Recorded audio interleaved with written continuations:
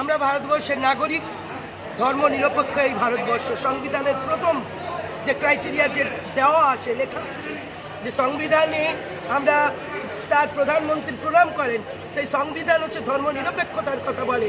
আর তারই contesting candidate ভারতীয় জনতা party Hiran যখন কেশপুরে দাঁড়িয়ে কেশপুর পাকিস্তান হয়ে গেছে বলে, তখন সেটা আমাদের কাছে অপমানের। আমি মনে করি তিনি নিজেকে সংশোধিত করবেন এবং এর জন্য তিনি ক্ষমা চাইবেন। এর জন্য আমি আমার মঞ্চে বলেছি, কেশপুরবাসীকে তিনি একদম একটা পাকিস্তানি ধর্মধারী মানে ধর্ম দিয়ে বিচার করেছেন, এটা ঠিক নয়। হিন্দু প্রবণ এলাকায়ও মমতা বন্দ্যোপাধ্যায়কে ভোট দিয়েছে। আপনি ভুলে যাবেন না হিরণবাবু যে 7,000 10,000 লিড দিয়েছে, সংখ্যালঘুরাও ভোট দিয়েছে। এই বাংলা ধর্ম নিরপেক্ষ বাংলা, এখানে পাকিস্তান আর ধর্মের চিগির তুলে 21-এও জিততে পারেননি, 24-এও জিততে পারলেন না।